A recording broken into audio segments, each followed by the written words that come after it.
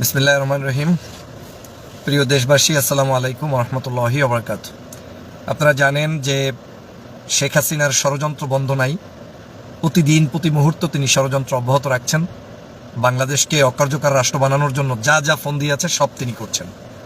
আপনারা জানেন যে আজকের এই মুহূর্তে ঢাকা শহরে টিএসসি, তারপরে শাহবাগ, এখানে শেখ হাসিনা প্রায় লক্ষ লোকের গণজামায়াত করার জন্য বিভিন্ন অঞ্চল থেকে মা বোনদেরকে ভুল বুঝিয়ে, মিথ্যা বুঝিয়ে লোন দেওয়ার নামে কাউকে 1 লক্ষ টাকা, কাউকে 10 লক্ষ টাকা, কাউকে 5 লক্ষ টাকা, এইরকম করে টাকা দেওয়ার নামে তাদেরকে গাড়ি ভাড়া করে ঢাকার পথে গোপনে নিয়ে এসেছে এই ষড়যন্ত্রবাজ। আমি যখন কথা বলি স্ট্রেট ফরওয়ার্ড, কালকে রাতেও আমি লাইভ করেছি, প্রত্যেকটার সাথে প্রত্যেকটার একটা লিঙ্ক আপ আছে। আপনাদেরকে বুঝতে হবে এই বাংলাদেশের ষড়যন্ত্রবাদীরা থেমে নেই। তারা যদি কাউকে প্যাডলের নামে, রিক্সার নামে নামাতে পারে, তাতেও তো তারা মানুষ নামালো। তারা যদি কাউকে ইসলামের নামে নামাতে পারে, তাতেও তো তারা মানুষ নামালো। তারা যদি কাউকে প্রথম আলোর নামে নামাতে পারে, তাতেও তারা মানুষ নামালো। তারা যদি কাউকে ঋণ দেওয়ার নামে নামালো, তাতেও মানুষ নামালো। তারা যদি স্কুল কলেজের মধ্যে দাঙ্গার নামে মানুষ নামালো, তাতেও মানুষ নামালো। মানে তাদের যুক্তিটা হচ্ছে যে কোনো মূল্যে মানুষদেরকে একটা বিশৃঙ্খল পরিস্থিতি বাংলাদেশে উপহার দিয়ে দাও, এমন একটা পরিস্থিতি করো, ওই পরিস্থিতিতে এমনি যার যেখানে স্বার্থ সে তো অটোমেটিক যোগ দেবে। আপনার যদি স্বার্থ হয় চাকরি, আপনি একটা চাকরির ব্যানার পাইলেই তো লাভ দিবেন। আপনার যদি একটা স্বার্থ হয় মানে কোনো এক জায়গায় আপনার বিশেষ সুবিধা গ্রহণ করা, আপনি তো সেখানে যোগ দিবেন। আর আওয়ামী লীগের সুবিধাটা হচ্ছে আপনাকে এই ভুলভাল বুঝিয়ে সত্যিকার জায়গাটাকে গোপন রেখে এই সরকারকে বিপাকে ফেলে তারপরে তারা আরেকটি গণ অভ্যুত্থান তৈরি করা। যদি এই বাঙালি আজ এই ব্যাপারে সতর্ক না হয়, তাহলে আমাদের জন্য সব সময় আজকের এই দুর্দিন আমাদের কখনোই শেষ হবে না। আজকের বাংলাদেশে যা হচ্ছে এই মুহূর্তে, প্রত্যেকটি কাজের সাথে আওয়ামী লীগের একটি ওতপ্রোতভাবে ষড়যন্ত্র লুকায়িত রয়েছে এবং এই ষড়যন্ত্রগুলো তারা করে সরকারকে বিপদে ফেলে আবার একটি গণ অভ্যুত্থান করে নৈরাজ্য সৃষ্টি করে বাংলাদেশটাকে মানে চরম মাত্রায় ধ্বংস করতে চায়। আমি এই কারণে সবসময় বলি, বাংলাদেশে সবসময়ের জন্য আওয়ামী লীগ একটা ক্ষতিকর, একটা অ্যালার্জি, একটা দুশ্মন, এটা একটা বিস্ফোরা। এটা আপনি কেটে না দেওয়া পর্যন্ত এইটাকে নিয়ে আপনি চলতে পারবেন না। এটা চলা যায় না, এটা চলার নাম না। আওয়ামী লীগ একটা বিস্ফোরা। এই বিস্ফোরার ব্যাপারে দেশবাসীকে সতর্ক থাকতে হবে। আবেগে উচ্ছ্বাসিত হয়ে আপনি নামবেন না।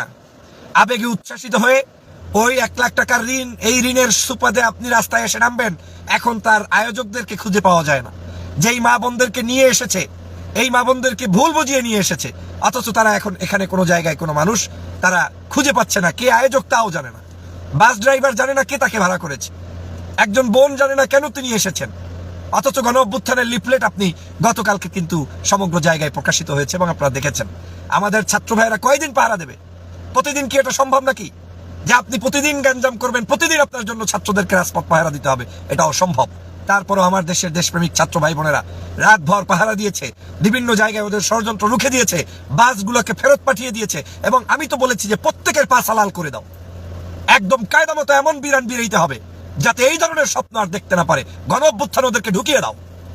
কতগুলো অসভ্য জানোয়ার এই বাংলাদেশটাকে ধ্বংসের জন্য নেমেছে, এই বাংলাদেশটাকে শেষ করে ছাড়বে। এই বাংলাদেশটার স্বাধীনতা, সার্বভৌমত্ব যেটা 5 তারিখে অর্জন হয়েছে সেটাকে নস্যাৎ করে দিবে এরা। বিভিন্ন নামে বেনামে নস্যাৎ করবে। কিছু দাবি যৌক্তিক, এই যৌক্তিক দাবিগুলোও এখন নষ্ট হয়ে যাচ্ছে শুধু কিছু কুচুকরি মহলদের কারণে।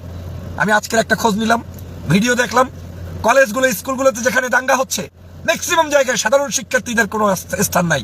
টোকাইরা গিয়ে সেখানে ভাঙচুর করছে। শিক্ষার্থীরা বলছে ওগুলো করা যাবে না, কিন্তু টোকাইরা করছে। কালকেও আপনাদেরকে বলেছি, আজকের আমাদের প্রত্যেকের সতর্ক হতে হবে। আমরা এই ডক্টর মোহাম্মদ ইউনূস সাহেবের এই সরকারকে আমাদের টিকিয়ে রেখে আগামীর সোনার বাংলাদেশ গড়ার জন্য এগিয়ে যেতে হবে। নির্বাচন পর্যন্ত ধৈর্য ধরতে হবে।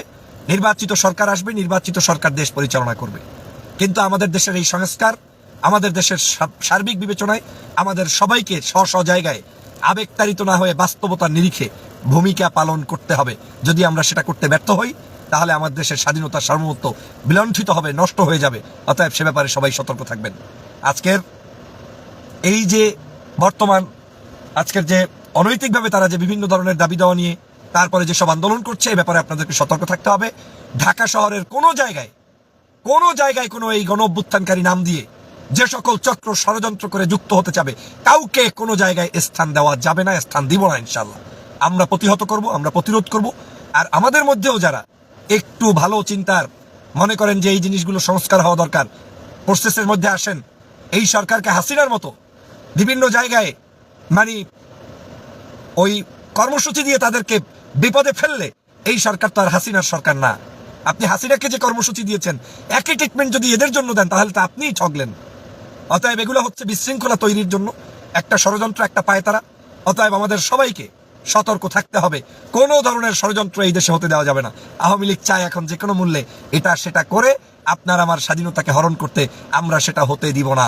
বাংলাদেশ টিকে থাকবে, ঐক্যবদ্ধ থাকুন, জাতিকে জাগ্রত করুন, সত্য নিউজ দিয়ে জাতির সাথে থাকুন, মিথ্যা উস্কানি দেওয়া বন্ধ করুন এবং জনগণকে শান্ত রাখার জন্য আমাদের সবাইকে মিলে কাজ করতে হবে। আমাদের সবাইকে মিলে আমাদের ঐক্যবদ্ধভাবে এগিয়ে যেতে হবে এবং আওয়ামী লীগের সকল ষড়যন্ত্রবাদীদের মুখোশ উন্মোচন করে ওদেরকে জেলের মধ্যে পাঠানোর ব্যবস্থা করুন। ওদের জায়গা স্বাধীন দেশে নয়, ওদেরকে হয় জেল, না হয় ওদের যেখানে থাকার কথা সেখানে। কিন্তু আমাদের এই স্বাধীন বাংলাদেশে অশান্তি করার জন্য কোনো আওয়ামী লীগের স্থান দেওয়া হবে না ইনশাল্লাহ। সবাই ভালো থাকবেন, সুস্থ থাকবেন। আল্লাহ হাফেজ। আসসালামু আলাইকুম ওয়া রাহমাতুল্লাহি ওয়া বারাকাতুহু।